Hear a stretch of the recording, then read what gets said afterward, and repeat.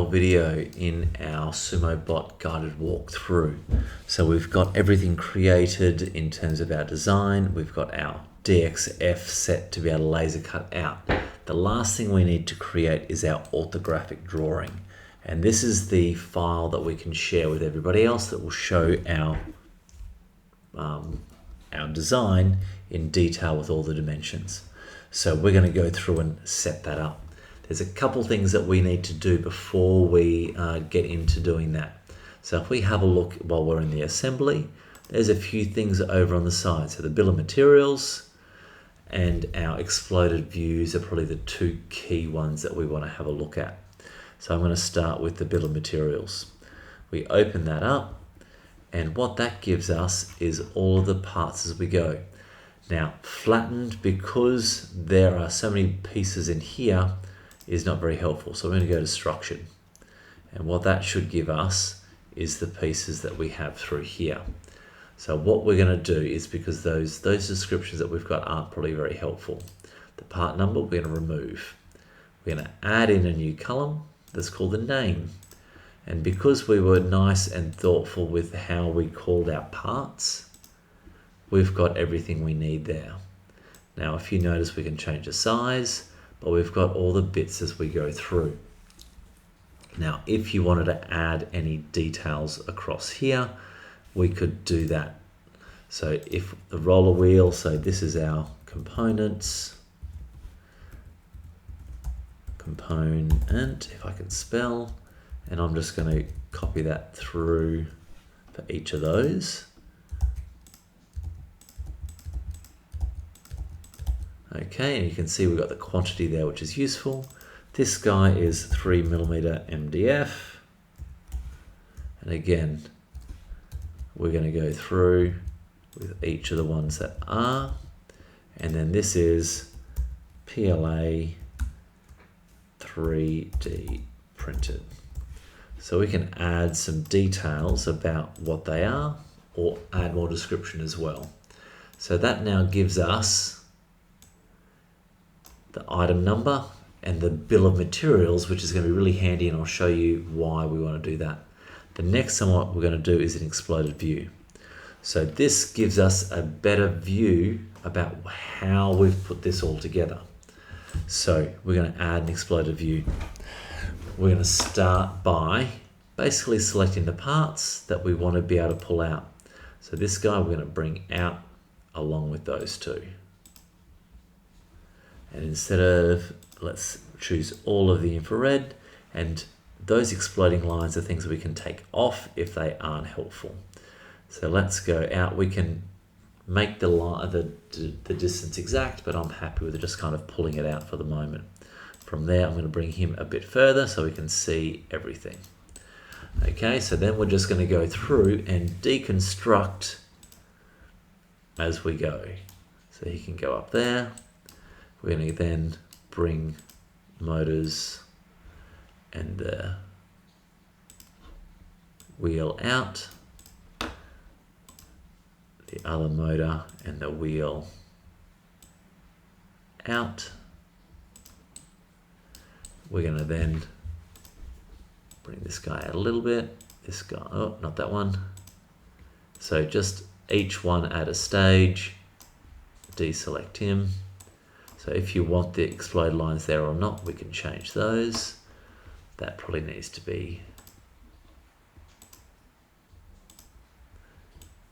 tick.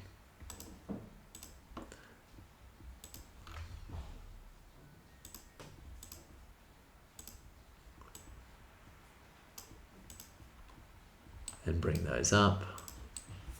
And then we can bring some parts down as well. So I'm going to bring each of those down so we can see those.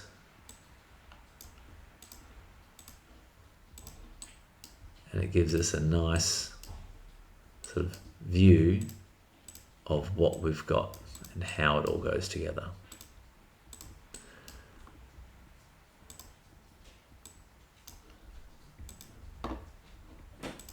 So now we've got that in place, we can hit done, And when we come over to our orthographic drawing, we're able to use that exploded view as we go. So with the bill of materials and the exploded view there, let's start building out our orthographic drawing. So instead of being the pass view now, we're going to come over to the assembly. Bring that assembly in, and you can see it's given some options on what we have here for the explode or the standard. We're going to keep it as the standard. The front view always goes in the bottom left, and then we can see it's changed over to the projected view. So then we're going to bring out the side and the top. So click on that, bring him up, and then we'll bring in our pictorial view as well. So now that they're in place, we're going to add the overall dimensions on this view along with our setup through this. So right click on him, and it gives you the option to be able to show the shaded view. So on this front view, that's quite nice. Now you can see I've got probably some problems with the height of my wheels compared to that front. So there'll be a little bit of more work that when we actually go, if you want to print this out, to make this guy work properly. But that's okay, this is everything we need to do. I'm going to go in and add some labels. Normally fully caps. We've got our front view.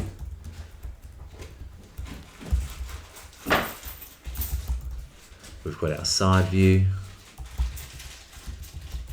and our top view. Okay, so on this overview page, what we want to do is just give the overall dimensions of it. So I've got the width, I've got the length, so we've got a little bit long on that one, so if you're using this as a basis, you'll have to change this as well. And then we can get the height.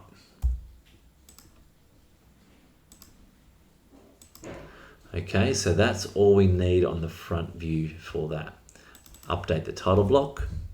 So this is our graphic drawing, and this is our, and then we can go to the next one of our Sumobot, and this is my version 3.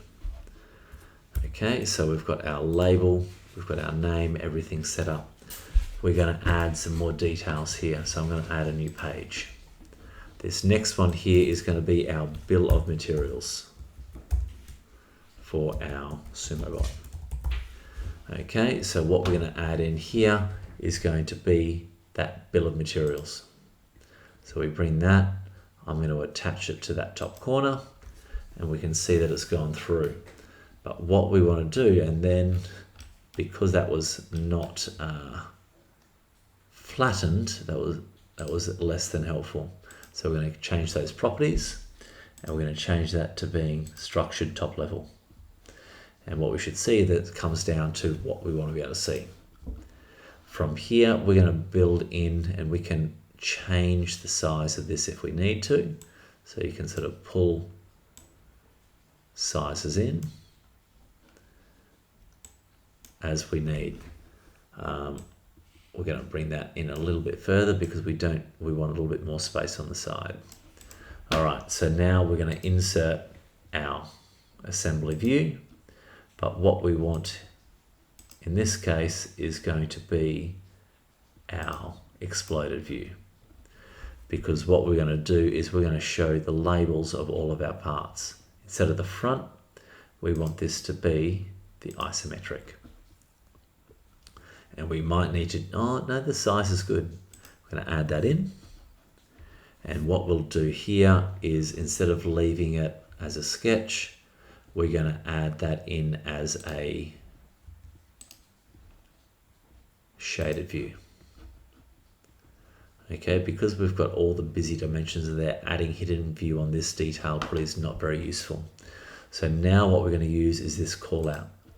And as we go through, we can then add in our call outs for each part that we've got. And you can see those numbers correspond with each of the numbers down on the side. So we'll go through and just add in each of our parts.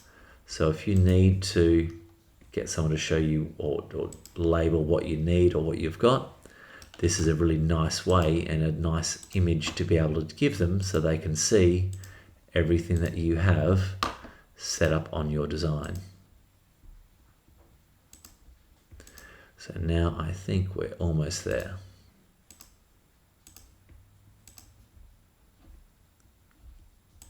So now we can see we've got our callouts, we've got our bill of materials, and that's looking good. Now the next page after this wants to be a bit of a breakdown of each of our parts that we've got. So adding the dimensions of the wheel, of the faceplate is going to be important. So I would do each of those as a different page, so that I'm going to just do one of the 3D printed ones. So I'm going to go insert and choose our motor mount platform. And let's have a look. We probably can make this a little bit bigger. So we can go down probably to 2:1. So he'll be in the front here. I'm going to go front. Oh, and if we click too many times, we can see we get a problem. I'm going to add in the projector view again. So side, top, and isometric. Okay, so I can nudge these down a little bit as we go. In this case, we do want to have those on here, and probably having the hidden view on this is, or not shaded view, Control Z on that. The hidden lines is useful for this one because you'll see the extra detail. So then what we can do with this is we want to be able to show the details that are part of this. So D for dimension, we'll add front view, side view, and top view by default, and then we can start adding our dimensions. So we want to be able to get all of the key dimensions that we've got. This is probably going to be the most useful one to be able to show as we go through. And if there's hidden details that we can't quite see, I mean, that gives us the idea of that. Putting on angles would allow you to be able to do that as well.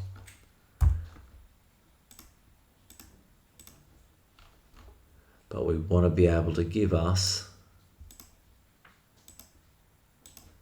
all the details that we need to be able to recreate this. If we want to, we can add in our center line to be able to help show that it's mirrored, and then we can add in those dimensions as we go as well.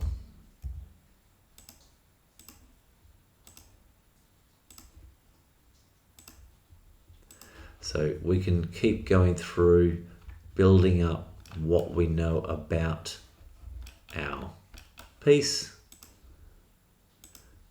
to be able to have someone recreate it. And it does take a little bit of time, but it's kind of what we want to be able to do to be able to reconstruct it. So we can see we've got probably most of the details there. There might be a couple that I've missed, but I'm going to leave you guys to have a bit of a look at that. And we do the same thing for the side view of everything as well. So when we get to, let's get rid of that. This is our motor mount.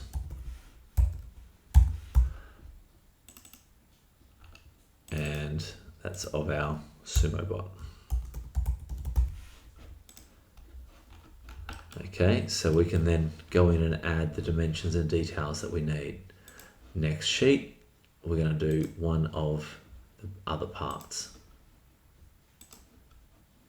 So I'm going to choose the little guy for this. Let's make him 1-to-1. But we can go through, and for this we probably putting the side and the top view is not very useful because it doesn't give us much information for this. But having the isometric view is useful. So we can go through. Really, it's the front view is the important bit.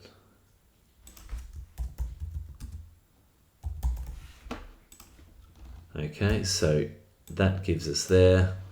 And again, we would go in and add our dimensions as we go. So really, if we put in that, we got our width.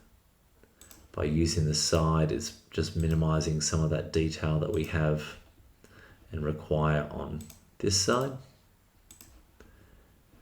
And what's nice is some of these extra features where we can actually put on the corner points, so we can actually, if we needed to, show the dimensions. We can go in and choose distance between the things. If we go in and add those center lines, again to show it symmetric, you can actually extend that out as well. So there's a lot of things that we can go through. So if we find that we've got too much detail here as well, we can do a detail view. So then we can bring in that guy and we get a expanded view to have a look at a different part of it. So we can then add our dimensions. For this, one of the key things is those center lines.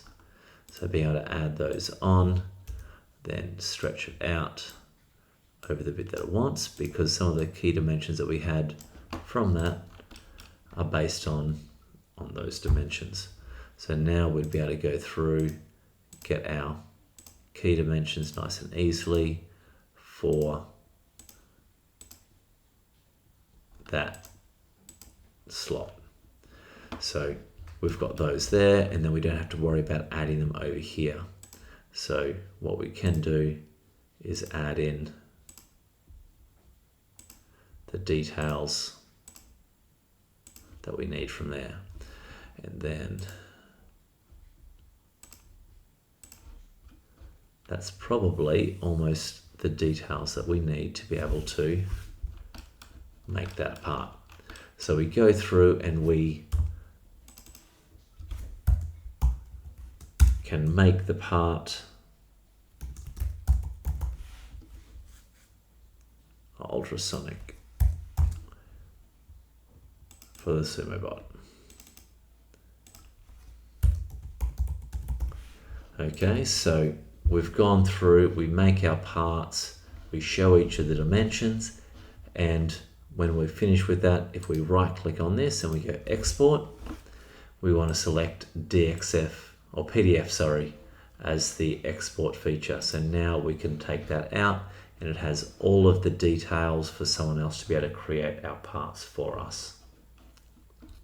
So well done on the submission. That's the key piece and the DXF that you want to submit.